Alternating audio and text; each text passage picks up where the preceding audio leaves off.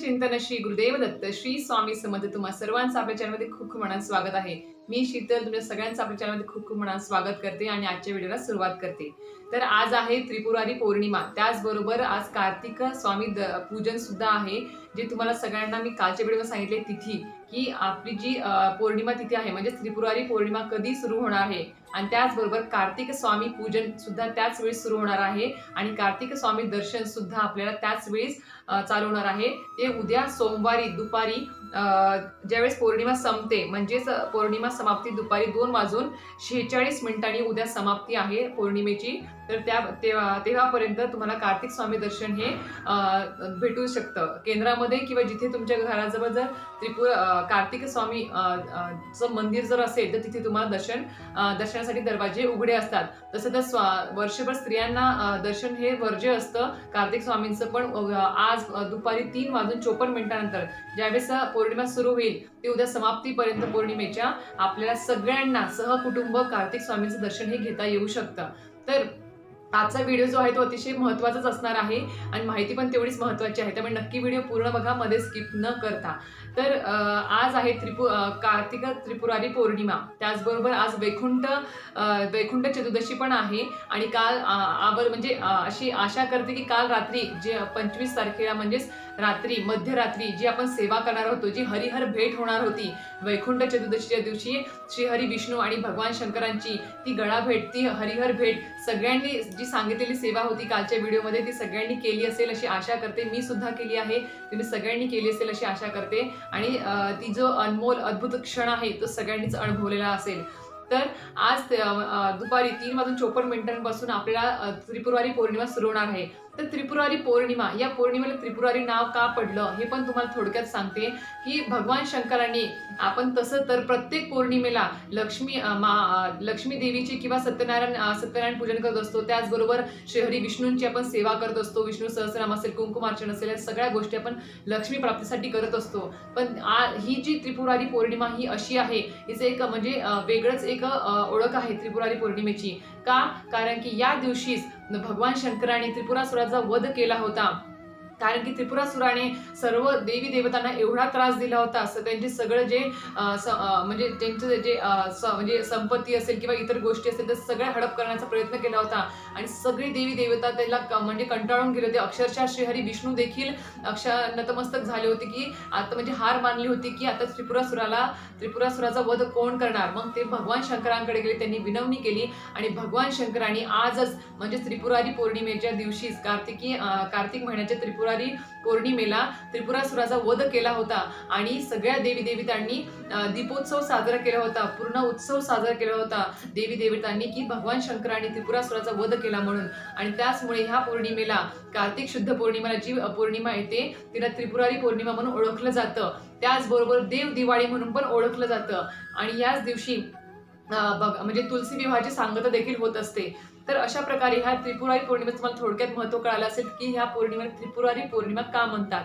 तर त्याच आपण सेवा तुम्हाला काल मी सांगितलंय की आपल्याला या वेळेस कार्तिक पूजन म्हणजे कार्तिक स्वामी दर्शन पण भेटतं, त्याबद्दल भरपूर सेवा ज्या आहेत त्या अतिशय महत्त्वाच्या आहेत आणि प्रभावशाली सेवा आहेत आणि अतिउच्च कोटीच्या सेवा आहेत आणि त्याच्या भरपूर लोकांना त्याचा म्हणजे साक्षात्कार झालेला आहे त्या सेवेचा।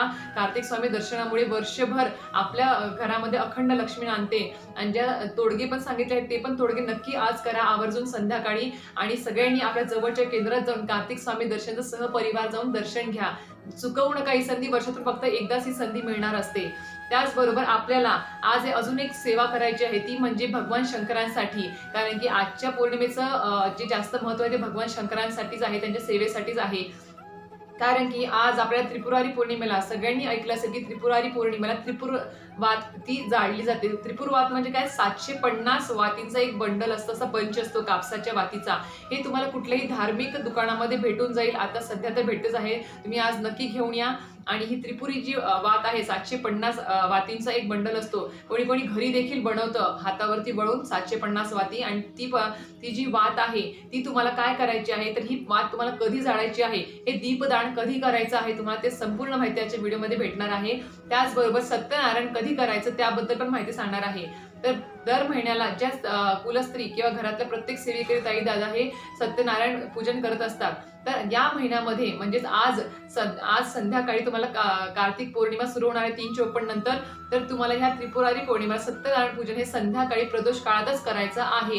कारण की उद्या दुपारी 1:35 आणि पौर्णिमा समाप्ती 2:46 होणार आहे.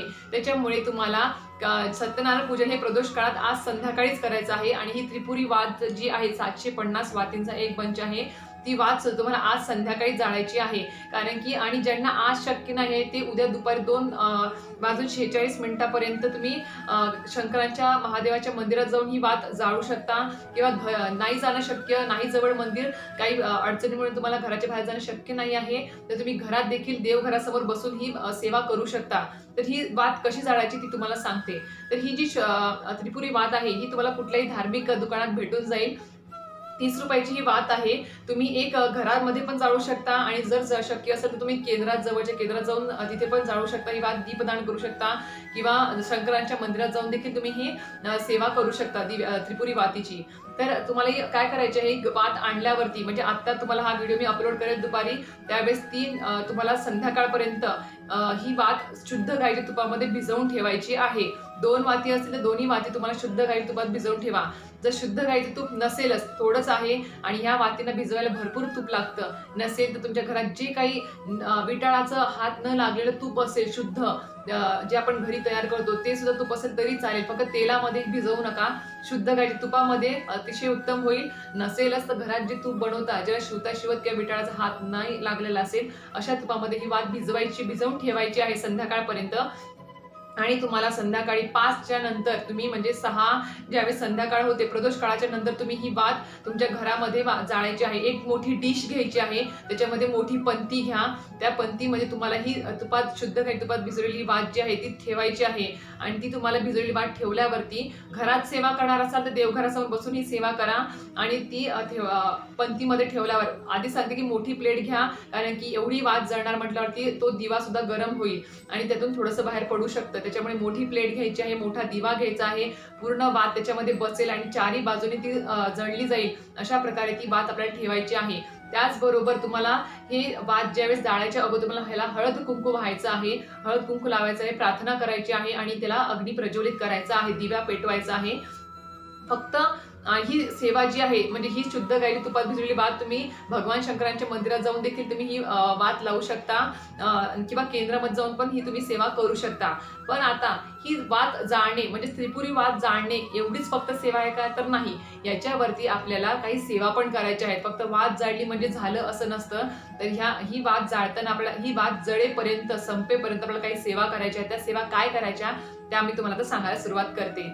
तर आता काय करायचं आहे, ही वात तुम्ही आता देवघरासमोर किंवा केंद्रामध्ये किंवा महादेवाच्या मंदिरात तुम्ही ही वात जाळायच्या अगोदर हळद कुंकू व्हायचं आहे. आणि प्रज्वलित केली ही वात की तुम्हाला काय करायचं आहे, सर्वप्रथम आपल्याला गुरूंची एक माळ करायची आहे, ती म्हणजे स्वामी समर्थ महाराजांची श्री स्वामी समर्थ एक माळ जप करायचा आहे याच्यावरती. त्याचबरोबर तुम्हाला याच्यावरती जे आपले शिवमहिम्न स्तोत्र आहे नित्यसेवेमध्ये ते पठण करायचं आहे.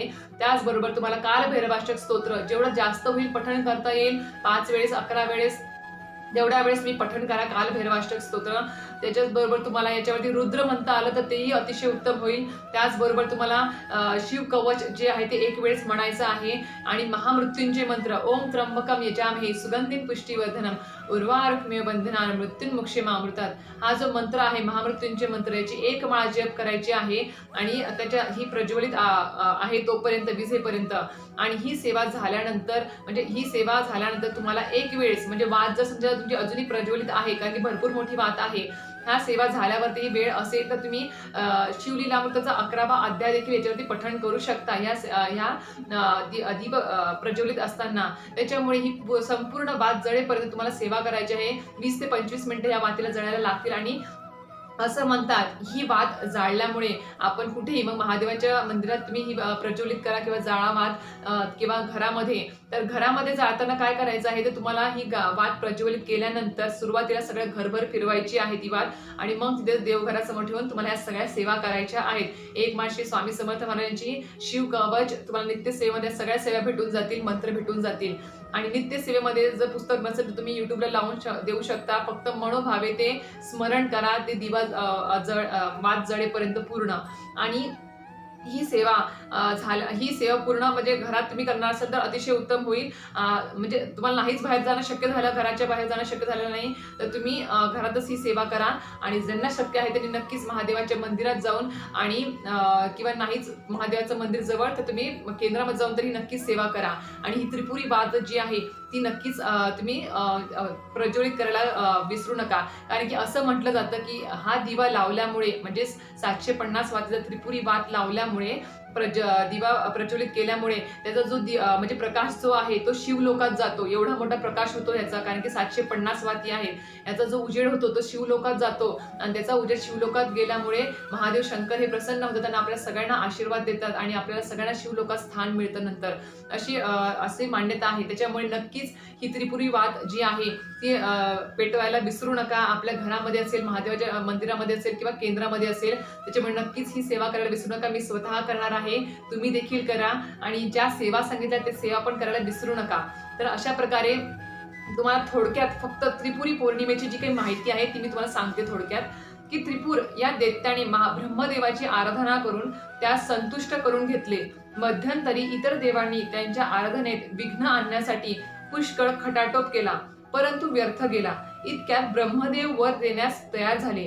तेव्हा त्रिपुराने मला अमरतत्व प्राप्त व्हावे असा वर मागितला. वर मिळाल्यामुळे त्याने सर्व देवांस सतावून सोडले. प्रत्यक्ष भगवान विष्णूंनाही त्रिपुराला प्रतिकार करता आला नाही. शेवटी भगवान शंकरांनी 3 दिवस युद्ध करून कार्तिक शुद्ध पौर्णिमेस त्रिपुरासुराचा वध करून देवांचे गेलेले वैभव परत मिळवून दिले.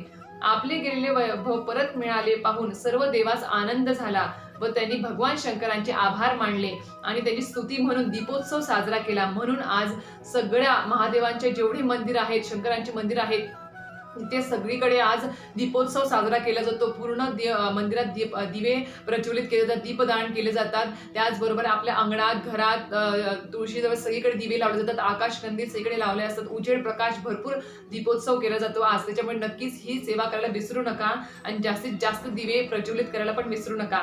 तर ह्यालाच देव दीपावली देखील म्हणून ओळखलं जातं. देवाप्रमाणे आपल्यालाही जीवनातील अनिष्ट निवारण होऊन आपल्या जीवनात आनंद निर्माण व्हावा, दिव्यांचा प्रकाश हृदयात पसरावा म्हणून हा दिवस दरवर्षी भगवान शंकरांच्या मंदिरात 750 वाती जाळून दिवे लावून साजरा करतात. या वाती म्हणजेच त्रिपुराच्या वाती होय. तसेच या दिवशी भगवान शिवाला अभिषेक घालून या वाती जळल्यावर त्यांची राख म्हणजेच भस्म काही जण सांबाच्या पिंडीला लावतात, कारण शिवाला भस्म प्रिय आहे. त्रिपुराच्या या वाती लावणे हे त्रिपुरासुराचे प्रतिकात्मक पेटवलेली चिता असे गृहीत धरून त्याचे भस्म शिवाला अशा रूपाने लावण्याची ही पद्धत आहे. अशी काही कथा आहे याच्या मागे, त्रिपुरी पौर्णिमेच्या मागे. आणि अजून एक गोष्ट ती महत्वाची ती म्हणजे, आणि ही वात जी त्रिपुरी वात तुम्ही लावणार आहात ती पूर्ण जळून झाली, दिवा शांत झाला की तो जो वात आहे ती खूप गरम झालेली असते, तेव्हा ती शांत झाली की त्याच्यावर थोडंसं दूध शिंपडायला विसरू नका. घरात जे दूध असेल तुमच्या ते थोडेसे 2-3 थेंब त्याच्यावर शिंपडायचं आहे, त्यामुळे ती वात शांत होऊन जाईल. आणि दुसऱ्या दिवशी ती जी वात आहे ते वात थोडंसं भस्म काढून घ्यायचं, ते महादेवाला अर्पण करायचं आणि ती जी दुर्लेलं आहे ते तुम्ही निर्माल्यामध्ये टाकून देऊ शकता. तर अशा प्रकारे ही त्रिपुरा पौर्णिमेची ही जी सेवा आहे, त्रिपुरी वात जाळण्याची, 750 वाती जाळण्याची जी सेवा आहे ती नक्कीच तुम्हाला कळाली असेल. त्याच्या मागची कथा काय आहे आणि अर्थ काय आहे त्रिपुरा पौर्णिमेचा याचाही म्हणजे तुम्हाला माहिती मिळाली असेल. तर नक्कीच आज संध्याकाळी सत्यनारायण पूजन करायला विसरू नका आणि त्रिपुरी वात पण प्रज्वलित करायला विसरू नका. तर अशा प्रकारे आजचा व्हिडिओ आवडला असेल तर नक्की व्हिडिओ लाईक करा, शेअर करा आणि सबस्क्राईब करायला विसरू नका. श्री स्वामी समर्थ.